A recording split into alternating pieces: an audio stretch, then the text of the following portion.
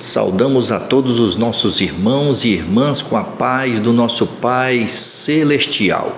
Yahweh é o nome dele.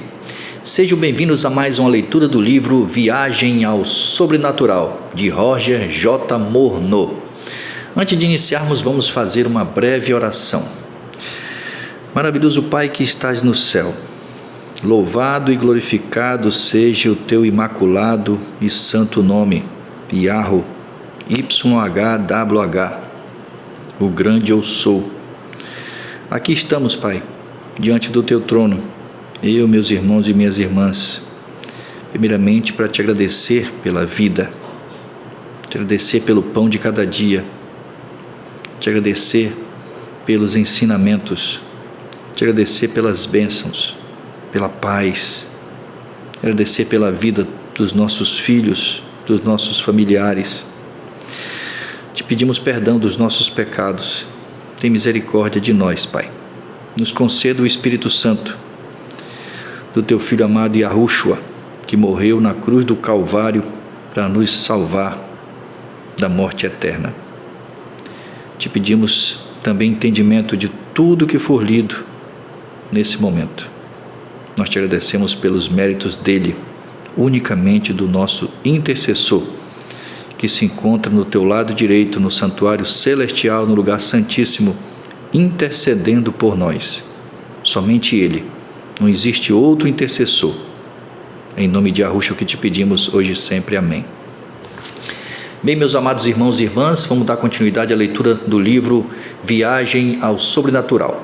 No capítulo 4, que o título é A Sala de Adoração aos Deuses.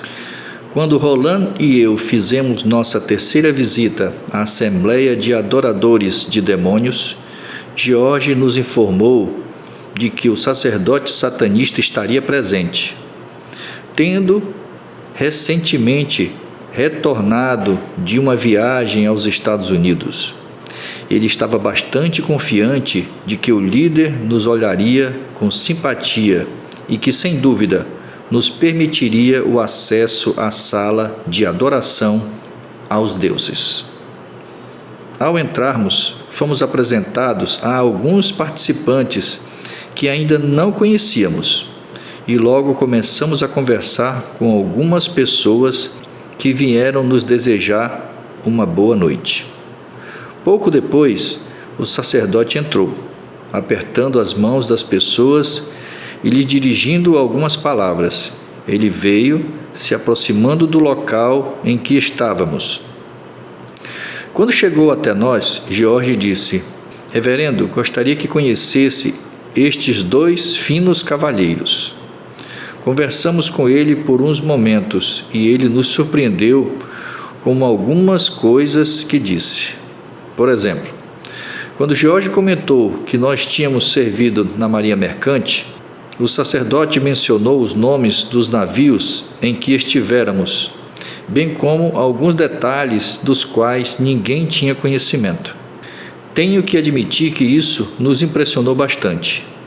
Ele então pediu licença e disse que gostaria de ter uma breve conversa conosco em algum outro momento durante aquela noite. Não só as suas palavras, mas também a sua própria presença refletiam um ar secreto e misterioso.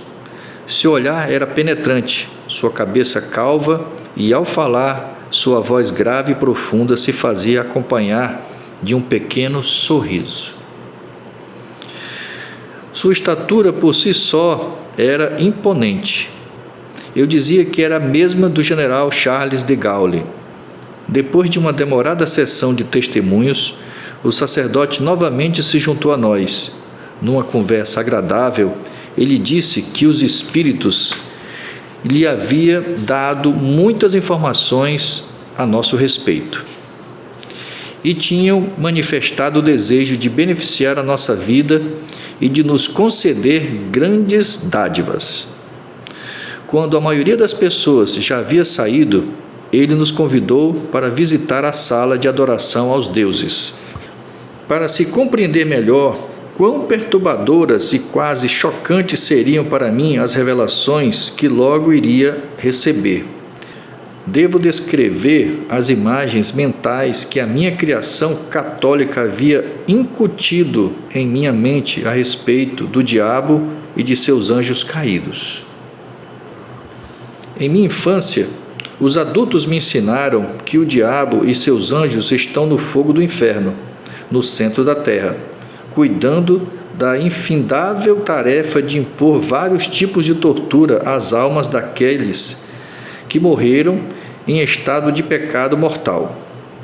Os adultos descreviam os demônios para nós, crianças, como um tipo de criatura meio homem, meio animal, tendo chifres, cascos e cuspindo fogo.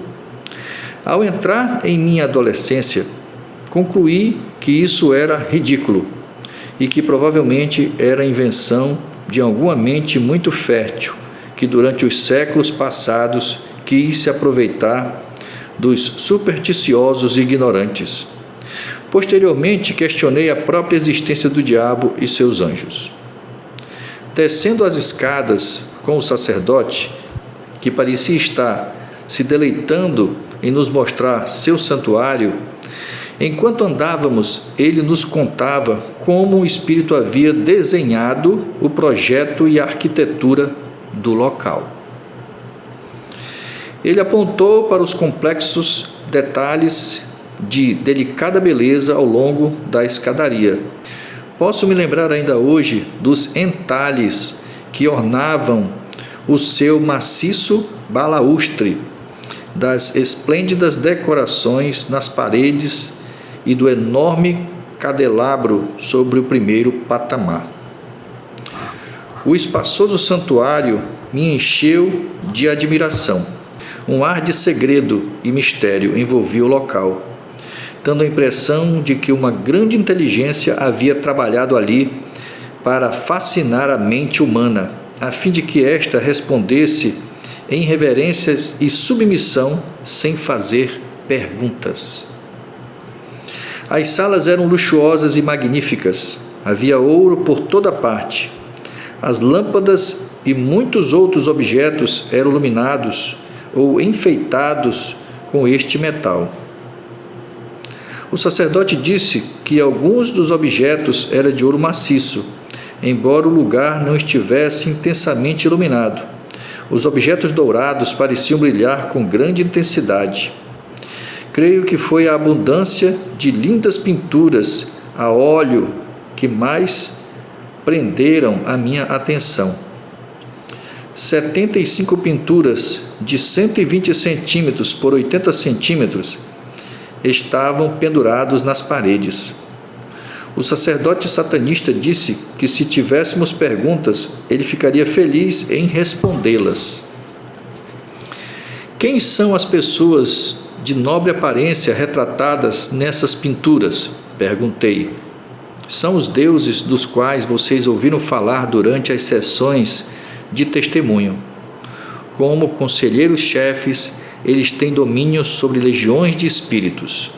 Depois que eles se materializaram, para que nós pudéssemos fotografá-los, mandamos fazer estas pinturas. Por serem merecedores das maiores honras, nós colocamos embaixo de cada pintura um pequeno altar, para que as pessoas possam, em suas devoções, acender velas, queimar incenso e cumprir os rituais solicitados pelos espíritos.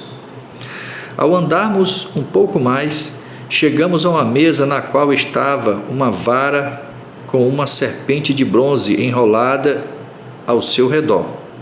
O sacerdote mencionou que aquele altar era dedicado ao deus Neustan, cujo poder médico, acerca do qual ouvimos em nossa primeira visita, tinha utilizado de maneira maravilhosa. Comentou a respeito dos grandes milagres que o Deus de bronze efetuou para os filhos de Israel, quando eles queimaram incenso diante da serpente de bronze feita por Moisés séculos antes. Vamos ver essa passagem? Está em 2 Reis, capítulo 18, versículo 4. Abram as suas sagradas escrituras. 2 Reis, capítulo 18, versículo 4, diz assim: removeu os altos, quebrou as colunas e deitou abaixo o poste ídolo, e fez em pedaços a serpente de bronze que Moisés fizera, porque até aquele dia os filhos de Israel lhes queimavam incenso e lhe chamavam Neustã. Vamos seguir aqui a leitura. No extremo da sala havia um grande altar, acima do qual havia uma pintura em tamanho real de um indivíduo de aparência majestosa. A pergunta de meu amigo, o sacerdote, respondeu: este altar é dedicado ao nosso mestre. Como ele se chama? Perguntei. O seu rosto se revestiu de uma expressão de orgulho. Deus conosco. Vocês estão prestando atenção do que está sendo lido aqui? Deus conosco. Não esqueçam dos detalhes. Deus conosco. Hoje, ao me lembrar dessa pintura e de como admirei muitas vezes, devo dizer que o personagem ali pintado tinha feições que denotavam um intelecto superior. Tinha a testa alta, o olhar penetrante e uma postura que dava a impressão de que fosse uma pessoa de ação e de grande dignidade. Eu não esperava por essa resposta do sacerdote, e ela não foi realmente clara. Certamente ele não podia estar se referindo a Jesus Cristo. Não podia estar.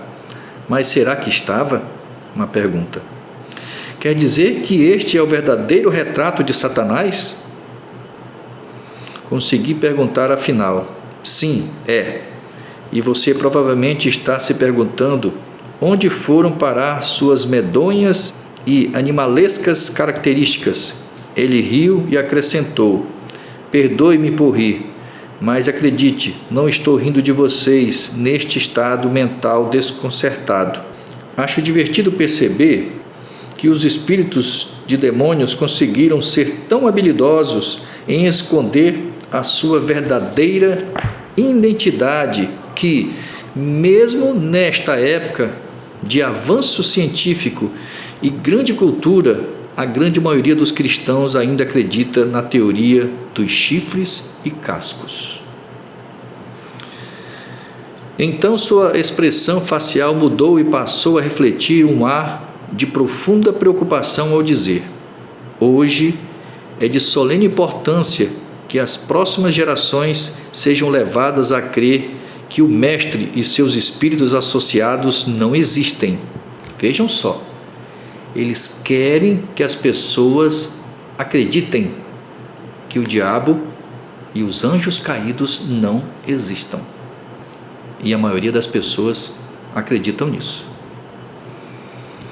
Somente dessa maneira poderão governar com êxito os habitantes deste planeta nas décadas que estão pela frente. Seu rosto tomou uma expressão de confiança. Nada é mais importante para os espíritos do que desenvolver formas de transformar os seres humanos em membros do futuro reino de Satanás. Enquanto olhávamos os vários altares e pinturas, o sumo sacerdote explicou que os espíritos de demônios são, na realidade, especialistas em várias áreas de atividade, tendo sua experiência medida em milênios. Eles estão enganjados em sua luta feroz pelo controle da mente dos homens, uma luta contra as forças de cima. Ou seja, eles entram nas pessoas porque a luta é espiritual. Efésios capítulo 6 deixa bem claro. Eles entram nas pessoas e usam as pessoas. E as pessoas não percebem, assim como Pedro, que estava ao lado do nosso Salvador, foi usado e mesmo advertido pelo nosso Salvador, ele não entendeu. Detalhe, ele foi usado pelo próprio Satanás. Quando Rolando perguntou por que os espíritos estavam gastando tanto tempo para enganar a humanidade, o sacerdote respondeu que cada um que eles conseguissem levar a se desqualificar para ser um membro do reino de Cristo, automaticamente se tornava um membro do reino de Satanás, a ser estabelecido em breve na terra. Aqueles que morreram sob a liderança de Satanás seriam um dia restaurados à vida por ele. Cristo e seus seguidores, continuou ele, elaboraram um plano para dar fim ao grande conflito entre as duas forças, fazendo chover fogo do céu sobre os seguidores de Satanás. Esse será o fim deles. Mas isso não lhes faria dano, porque os espíritos demoníacos já podem agora dominar o fogo, de maneira que o fogo não tem poder para queimar os seres humanos. E acrescentou que, caso duvidasse do que ele estava dizendo, eu poderia ir à Índia ou outras áreas do mundo em que a magia negra tivesse evoluído para se transformar em uma ciência, e poderia ver pessoas andando sobre brasas vivas sem queimar um único fio dos pelos de suas pernas. Ao sairmos da sala de culto, mencionei que estava um tanto confuso a respeito de Satanás e seus anjos. Com minha criação católica, eu havia aprendido que os seres diabólicos estavam no fogo do inferno, com as almas daqueles que haviam morrido no estado de pecado mortal. Onde estava a verdade? O sacerdote satanista concordou em dedicar tempo para nos dar o que ele chamou de uma visão real das coisas. Senhores, entendo que a visita à nossa sala de culto suscitou algumas interrogações na mente de vocês. Primeiramente, deixe-me dizer que nós, membros de nossa sociedade secreta aqui em Montreal, somos a elite dos adoradores de espíritos.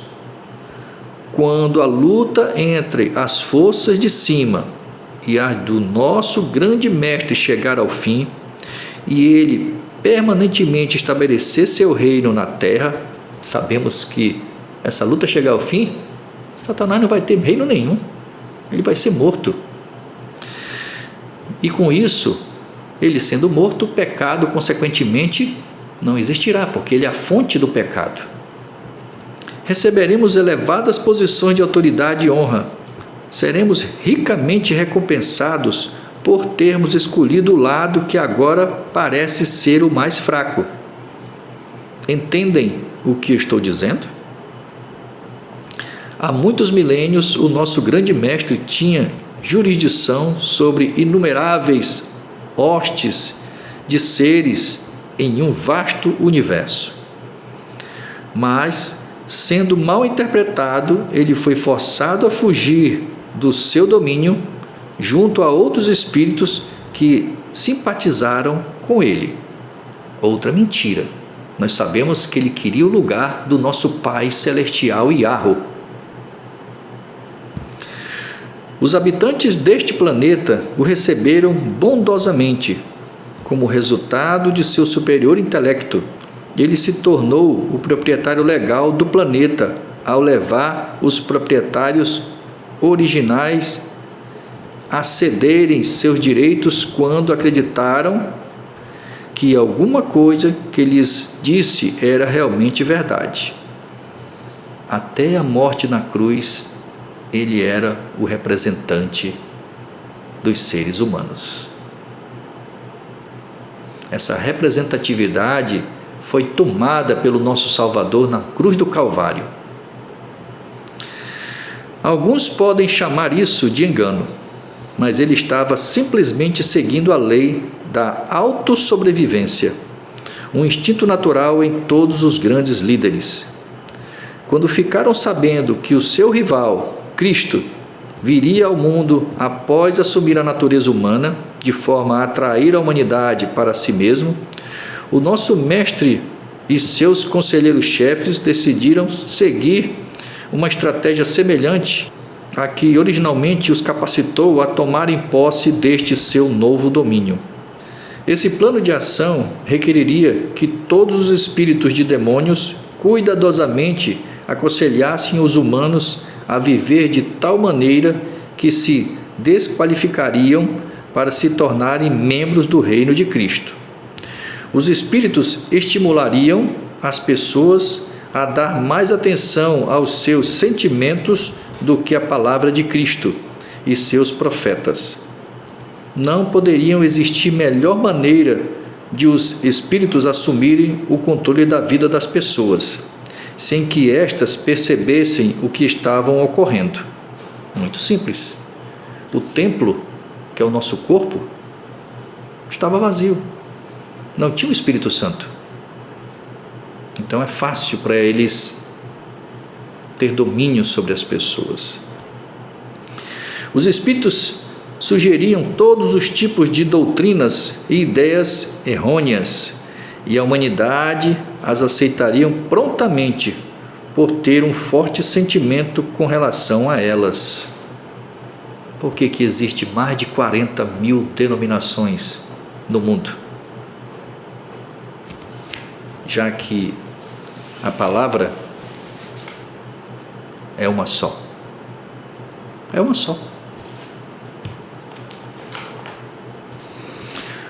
O sacerdote, com o rosto radiante de fascinação pelo que acabara de nos contar, pediu permissão para tomar mais uns poucos minutos de nosso tempo, a fim de ilustrar o que tinha dito.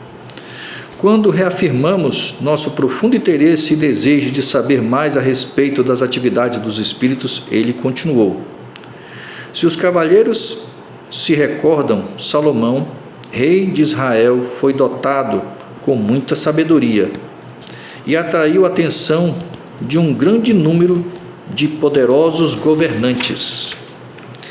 Ao mesmo tempo, o nosso grande mestre ficou preocupado em ver Salomão recebendo toda essa atenção e decidiu fazer um esforço supremo para controlar o mundo inteiro. Até esse ponto, o nosso mestre havia conseguido estabelecer a idolatria em todas as partes de Israel. Foi então decidido que certos conselheiros-chefes levariam Salomão a sentir orgulho de si mesmo. Veja só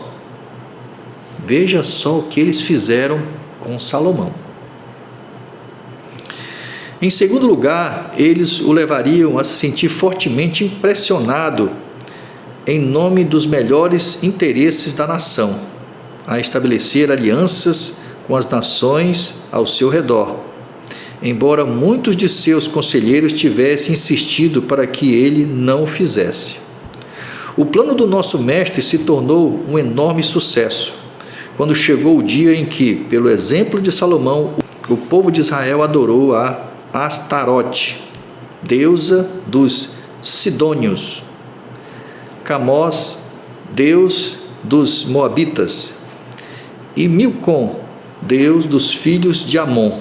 Isso está em 1 Reis, capítulo 11, versículo 33. Vamos ver o que está escrito lá? 1 Reis 11, 33. 1 Reis 11, 33.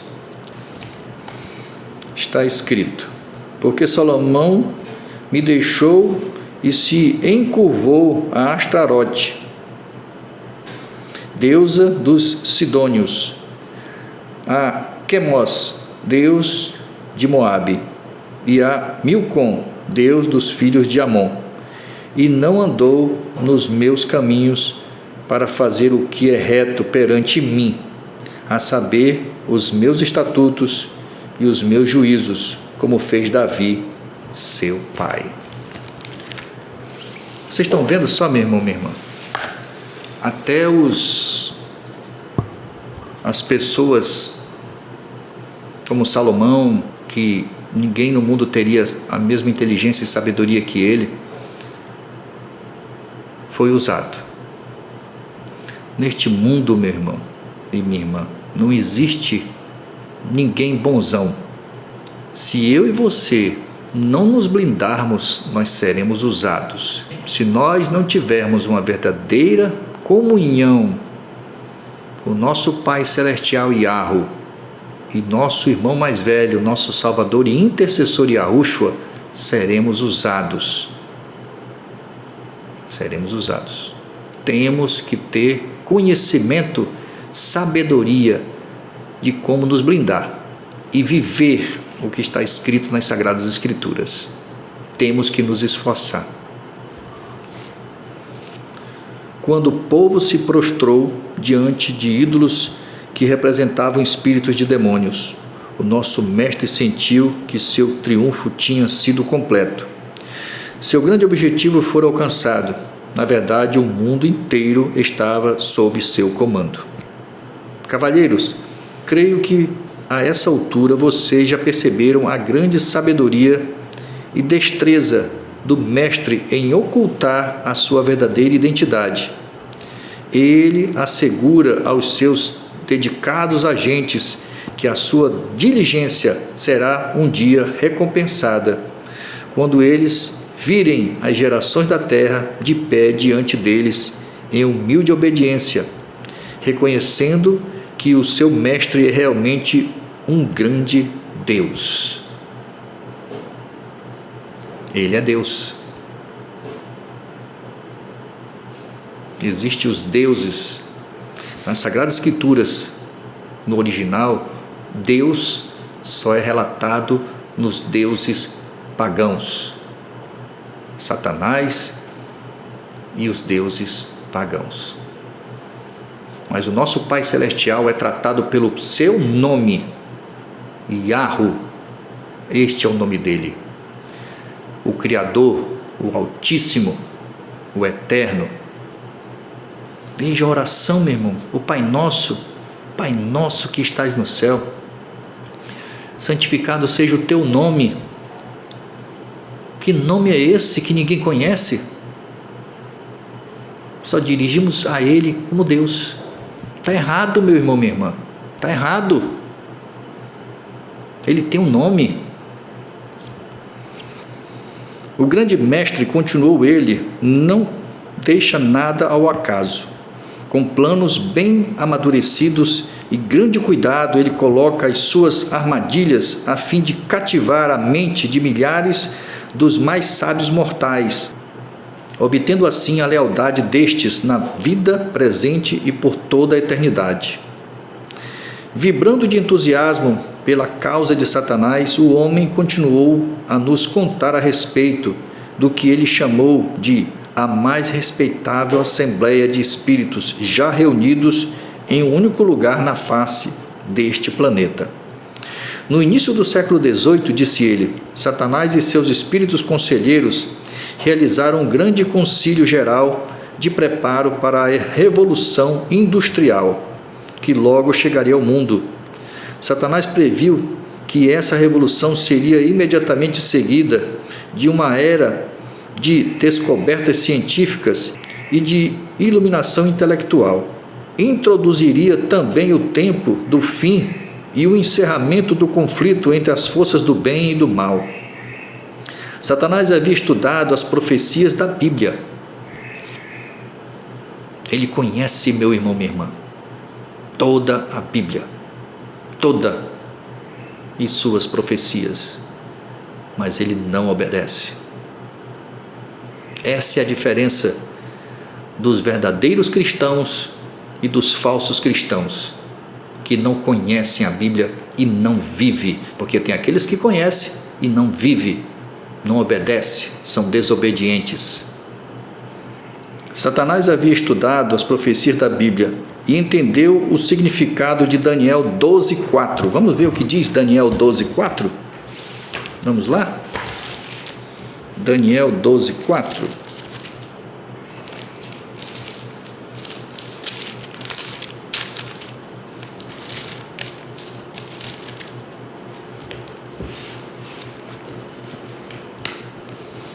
Está escrito: Tu, porém, Daniel, encerra as palavras e sela o livro até o tempo do fim. muitos o esquadrinharão e o saber se multiplicará.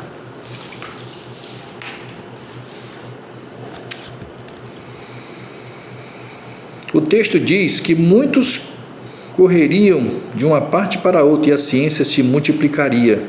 Percebeu que esse seria o tempo ideal para separar os seres humanos de seu Criador?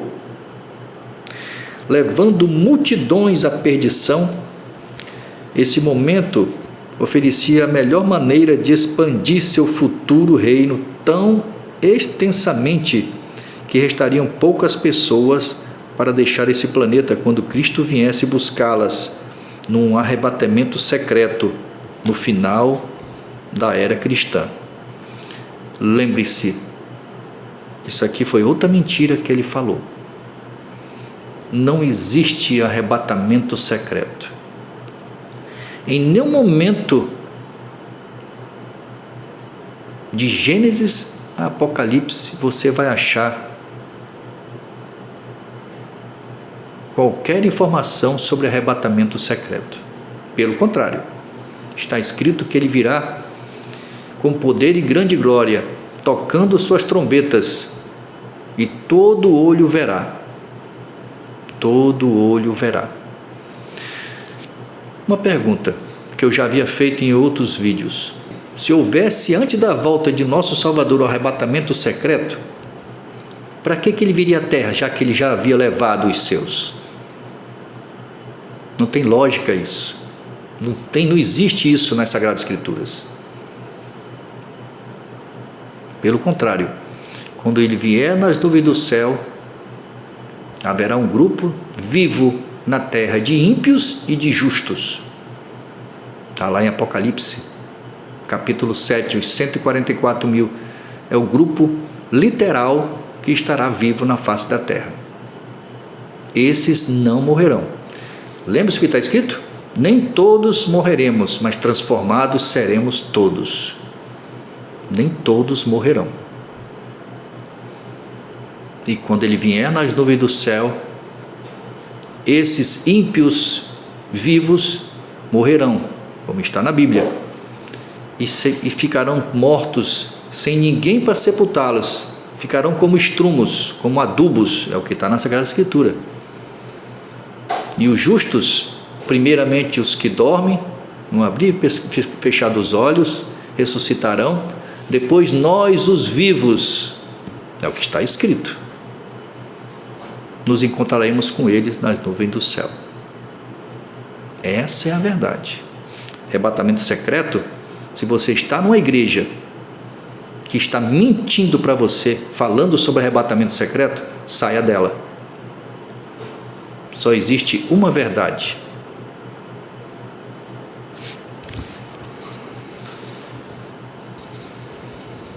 Fazendo uma pausa, o sacerdote se gabou de que Cristo não voltaria à terra em poder e glória. Outra mentira. Mas renunciaria a todas as suas reivindicações ao planeta, reconhecendo que este, de direito e legalmente, pertence a Satanás. Se o nosso Salvador se rebaixou abaixo dos anjos para nos resgatar, morreu por nós na cruz do Calvário, para depois abrir mão? Outra mentira. Então o grande mestre ressuscitará nosso povo de suas sepulturas. Outra mentira. Ele não tem esse poder. E estabelecerá aqui o seu reino eterno, após demoradas deliberações, disse ele, voltando ao assunto do concílio geral de Satanás. O concílio terminou, tendo produzido planos para estratégias que desqualificariam grandes multidões para o reino de Cristo. Estas automaticamente se tornariam parte do reino de Satanás. O comitê executivo adotou um plano de 3 partes. A primeira parte seria convencer os seres humanos de que Satanás e seus anjos não existem A segunda parte procuraria obter controle total sobre as pessoas pela introdução do hipnotismo como uma ciência nova e benéfica. Homens de grande cultura, explicou o sacerdote, perpetuariam, sob a direção de espíritos amigos, a doutrina da imortalidade da alma. Outra mentira. A Sagrada Escritura diz que imortal só o nosso Pai Celestial Yahweh. Só Ele é imortal. Levando as pessoas, sob seu encanto hipnótico, a fazer uma suposta regressão temporal de suas vidas passadas. Outra mentira. Não existe a reencarnação. Não existe. Esses indivíduos fariam então vividas descrições de eventos hipnóticos desconhecidos para eles, a não ser sob o encanto hipnótico. Para dar ainda mais poder à ilusão, continuou o sacerdote espírita, algumas vezes os espíritos fariam com que a pessoa hipnotizada falasse fluentemente alguma língua estrangeira, da qual não tivesse nenhum conhecimento. Veja só, a pessoa falaria com auxílio de espíritos. Isso ajudaria Satanás a descristianizar o mundo ocidental por meio do misticismo. A terceira parte do plano de Satanás seria destruir a Bíblia, sem dar fim a ela. Como? Colocando mentiras no meio de verdade. Isso já ocorre. A palavra é uma só e as pessoas distorcem as Sagradas Escrituras. Satanás expulsaria a crença em Deus da mente de milhares de pessoas por intermédio da teoria da evolução, né? Que nós vimos do macaco. Misericórdia. O sacerdote afirmou que Satanás havia selecionado pessoas de grande intelecto para levar o seu plano adiante. Ele escolheu um médico austríaco chamado Franz Mesmer para transformar o hipnotismo de um brinquedo do oculto em uma nova ciência. Mesmer deu origem à teoria chamada magnetismo animal. Os espíritos o levaram a crer que um misterioso fluido penetra o corpo humano, permitindo que certas pessoas tenham uma poderosa influência sobre outras. Por ocasião de sua morte em 1815, o hipnotismo, como forma de anestesia, já havia começado a adquirir uma certa aura de respeitabilidade entre muitos médicos europeus. Eles descobriram que a sua prática médica parecia mais eficaz do que nunca antes. Fazendo uma pausa, com um grande sorriso no rosto, o sacerdote satanista continuou.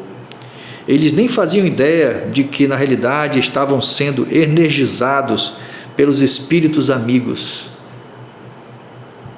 O plano de Satanás de destruir a Bíblia sem acabar com ela é a coisa mais sagaz da qual já ouvi falar. Ele riu. Charles Darwin, nascido em 1809, e Thomas Henry Huxley, nascido em 1825, foram ambos submetidos à influência dos espíritos quando ainda bem jovens, pois os médicos usaram o hipnotismo como anestésico. Os espíritos decidiram que quando os dois meninos se tornassem adultos, seriam os instrumentos para levar adiante a religião que nós conhecemos como teoria da evolução. Vinculando esta teoria à revolução científica que estava se espalhando por todo o mundo, a maioria das pessoas nem a reconheceu como uma religião. Religião que atravessou todas as fronteiras denominacionais e arregimentou até os não religiosos.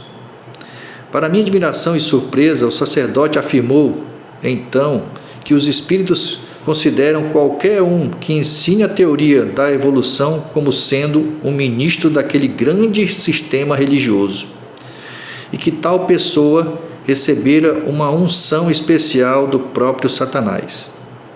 Ele lhe dará grande poder para induzir a cegueira espiritual, convencer e converter. Satanás tem essas pessoas em tão elevada estima que nomeia uma comitiva especial de anjos para acompanhá-las pelo resto da vida. Essa é a maior honra que Satanás pode dar a uma pessoa perante a galáxia. O sacerdote explicou que Satanás e seus conselheiros chegaram à conclusão que poderiam usar a teoria da evolução para destruir o próprio alicerce da Bíblia. Poderiam colocá-la contra a semana da criação, a queda do homem e o plano da redenção. O que estava em jogo era de tão grande importância que o próprio Satanás se colocou como tutor de Charles Darwin na montagem dos princípios de seus conceitos científicos. Com evidente orgulho, o sacerdote explicou como os espíritos podem tomar uma pessoa aparentemente sem nenhuma importância e elevá-la a posições de honra e respeito. O nome dessa pessoa pode se tornar até imortal. Um bom exemplo, disse ele, é Thomas Henry Ullix, que até a intervenção dos espíritos era apenas um cirurgião da Marinha Britânica. Os espíritos o capacitaram a se tornar famoso como zoólogo, conferencista e escritor.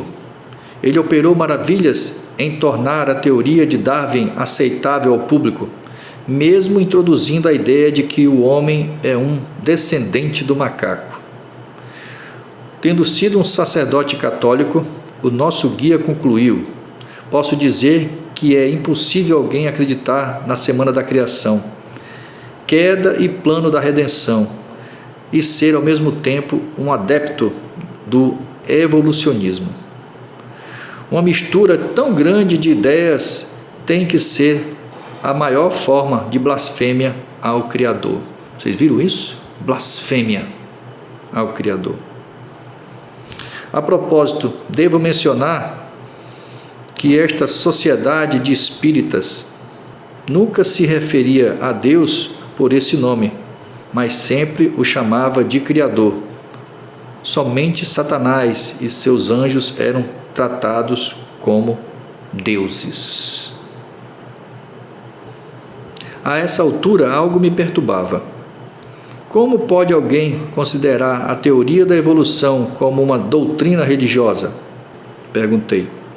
Todos sabem que é apenas uma teoria, algo que assume por parecer ser a melhor forma de explicar como a vida aparentemente surgiu na Terra. Os seus olhos brilharam com novo entusiasmo ao responder. Uma doutrina religiosa é qualquer coisa que leve alguém para mais perto de seu Deus. Pode ser um conceito, uma atividade ou até algo aparentemente não relacionado com religião, mas se serve para promover os ideais de Satanás, o grande Deus deste mundo. Então, é uma doutrina religiosa no mais completo significado da palavra. Eu recebi essa definição diretamente de um espírito conselheiro. Depois de ter aceitado a Cristo como meu Salvador, comecei a estudar a Bíblia para ver como a crença na teoria da evolução poderia desqualificar uma pessoa para o reino de Deus. Comecei a entender como isso era possível ao considerar as palavras de Jesus a respeito contra o Espírito Santo. Vamos ver o que diz em Mateus capítulo 12, versículo 31 e 32. Mateus 12, versículo 31 e 32. Está escrito: por isso vos declaro, todo pecado e blasfêmia serão perdoados aos homens, mas a blasfêmia contra o Espírito não será perdoada. Se alguém proferir alguma palavra contra o Filho do Homem, ser-lhe-á isso perdoado. Mas se alguém falar contra o Espírito Santo, não lhe será isso perdoado, nem neste mundo, nem no porvir. Então, meu irmão, minha irmã, o pecado contra o Espírito Santo é a rejeição da verdade. É você e eu rejeitarmos o que está escrito aqui. Lembre-se que esse livro foi escrito por homens inspirados pelo Espírito Santo. Não esqueça desse detalhe, tá?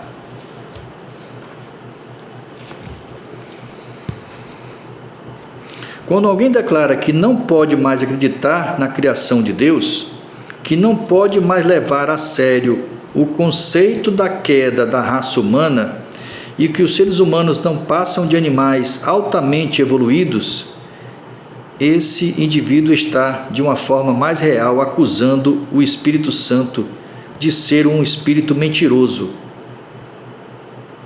É o que ele está afirmando.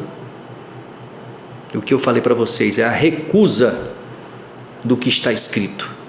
Eu não aceito o que está em Gênesis, um exemplo da criação do homem, e sim na evolução. Então a rejeição da verdade não tem perdão. Não tem perdão. Considerando que a Bíblia foi escrita sob a inspiração direta do Espírito Santo, olha o que está sendo dito aqui, meu irmão, minha irmã. Essa pessoa está dizendo que o Espírito Santo não é digno de confiança.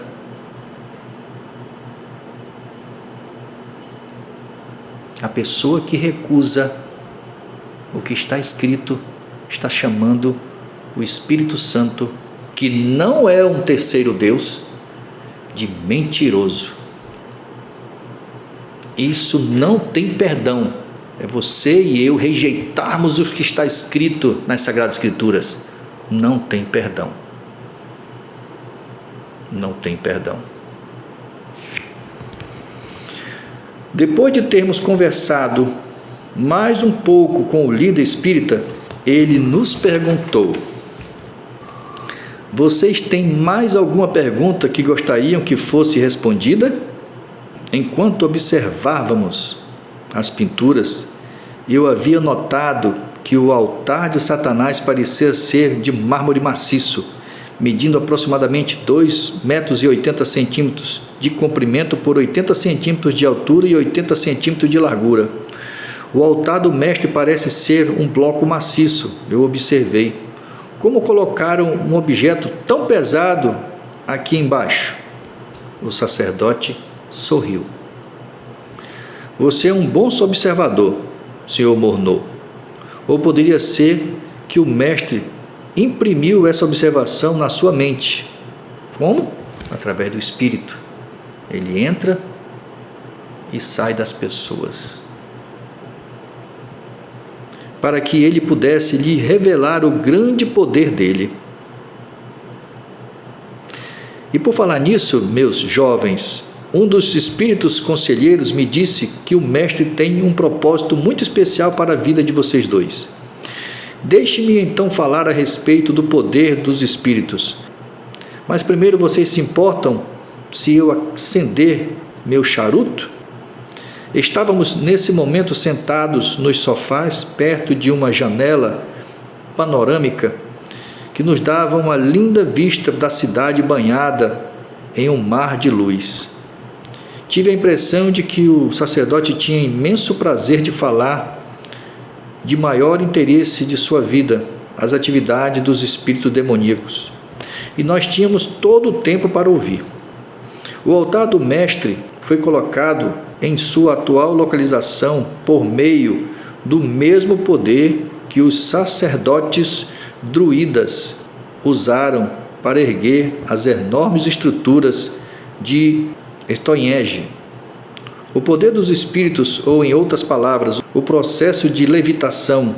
Os espíritos me revelaram as grandes realizações dos sacerdotes druidas entre os antigos celtas da França.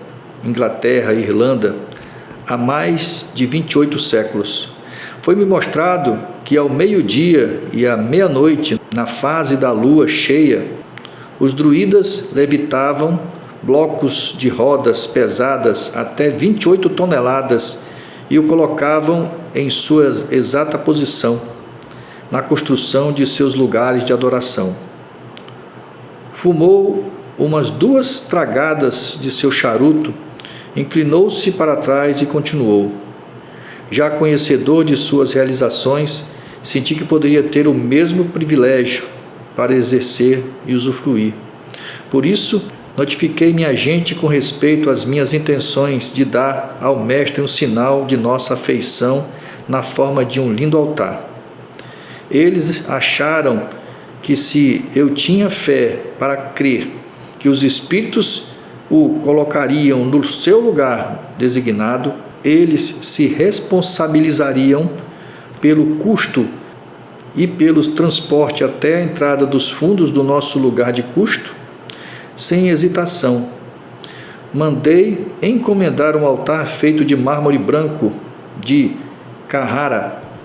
Nada é demais quando é para o Mestre. Sei, por experiência, que o poder dos espíritos não tem limite quando se trata de trabalhar em favor daqueles que creem na palavra do Mestre. Minha fé foi grandemente recompensada quando, durante o nosso serviço devocional da meia-noite, eles levitaram o altar de mármore até o seu presente lugar. Casualmente, cavalheiros, os senhores foram grandemente honrados nesta noite. Embora não tenham percebido, enquanto estávamos perto do altar do Mestre, contemplando aquela linda pintura que é, na realidade, apenas uma sombra de sua beleza e glória, o Mestre apareceu e permaneceu de pé, junto ao extremo do altar, durante uns 3 minutos, e prestou atenção à nossa conversa. Foi por isso que sugeri que nos ajoelhássemos daquela forma. Como pude perceber, o consentimento de vocês ao meu pedido trouxe grande alegria ao coração do Mestre. Talvez seja do interesse de vocês saber que não temos sentido a presença do Mestre em nosso meio já por quase 3 meses, devido ao fato de a Organização das Nações Unidas estar elaborando planos de paz. Isso tem requerendo total atenção do Mestre, pois é um trabalho que ele não ousa delegar a mais ninguém. Paz na Terra não está nos melhores interesses de seu reino. Por isso, ele tem a gigantesca tarefa de delegar às legiões de agentes espirituais aquilo que eles necessitam fazer para confundir e manter os sentimentos pessoais agitados entre os líderes da humanidade. Os problemas que esses espíritos causarem manterão esses líderes sempre ocupados com a busca de soluções, de tal forma que nunca encontrem tempo de se reunirem. De tudo que eu tinha ouvido, um ponto se destacava: a afirmação de que o quadro de pintura de Satanás era uma vaga expressão de sua beleza e glória. Decidi trazer o assunto à tona mais uma vez, usando a terminologia que julguei apropriada para a ocasião. Perguntei: Reverendo, poderia esclarecer, por favor, uma coisa que o senhor disse há pouco? Não estou seguro de ter compreendido muito bem. Reiterei o que era e aguardei a resposta. Sim, amigos, a pintura do Mestre não passa de uma pálida revelação dele. Quando um espírito se materializa, geralmente esconde a beleza e glória de seu estado natural de existência. Se um espírito se fizesse visível a nós neste momento, sem nos proteger de seu brilho, nós não poderíamos olhar para ele sem ferir nossos olhos. Por exemplo, durante minha última viagem aos Estados Unidos, um conselheiro-chefe apareceu para mim no quarto do hotel, em Chicago. Ele veio com a mensagem urgente de que a pessoa que eu havia deixado encarregada aqui estava para entregar todo o trabalho que os espíritos tinham feito para que vocês entrassem em contato com a nossa sociedade. Falarei mais sobre isso num futuro próximo. De qualquer forma, O brilho dele ofuscava tanto que eu não podia olhar para ele. Depois de dar alguns conselhos, ele saiu, mas o impacto daquela luz foi tão grande que eu fiquei parcialmente cego por 30 minutos. Algum tempo depois, tentei fazer uma ligação pelo telefone, mas como não conseguia achar os números do aparelho, tive de pedir auxílio da telefonista. Conversamos um pouco mais com o sacerdote e ele nos deu muitas outras informações a respeito da adoração aos demônios. Então, naquela noite, antes de sairmos, ele nos fez jurar que guardaríamos em segredo tudo o que tínhamos visto e ouvido. O sumo sacerdote recitou, então, um encantamento, que nós íamos repetindo após ele, e para selarmos o nosso pacto.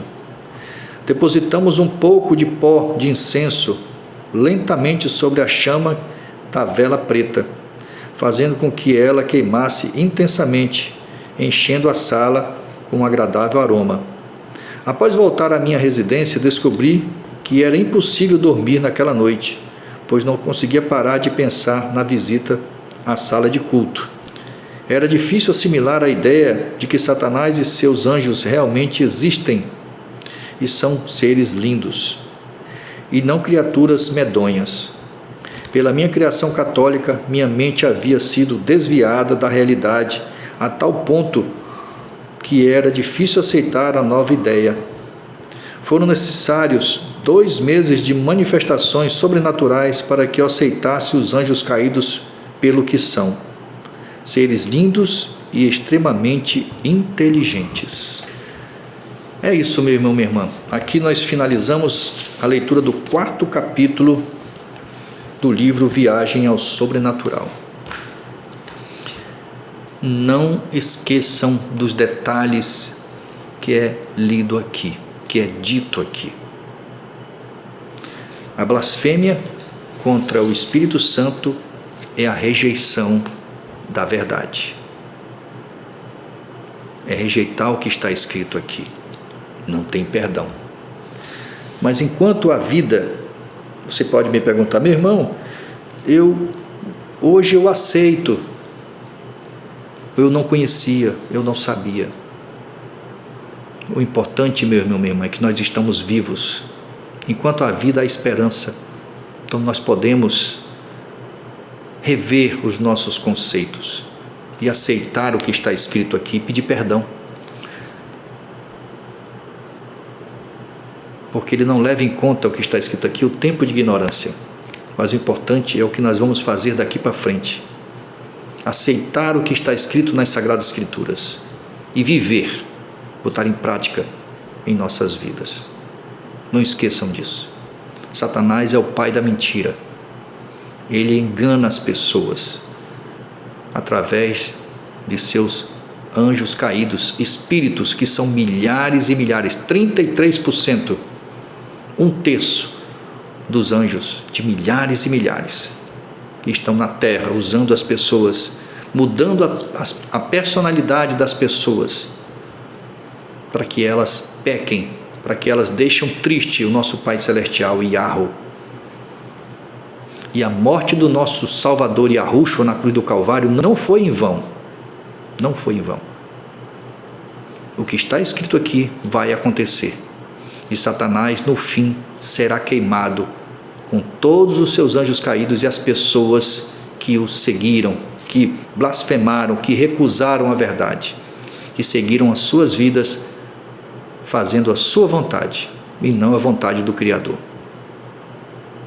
Fique na paz do nosso Pai Celestial, Yahweh, e que o Espírito Santo do nosso Salvador Yahushua, que está presente, habite em nós e faça morada em nós. Peça, ocupe o templo com o Espírito Santo, que nenhum espírito imundo vai entrar em você e em mim.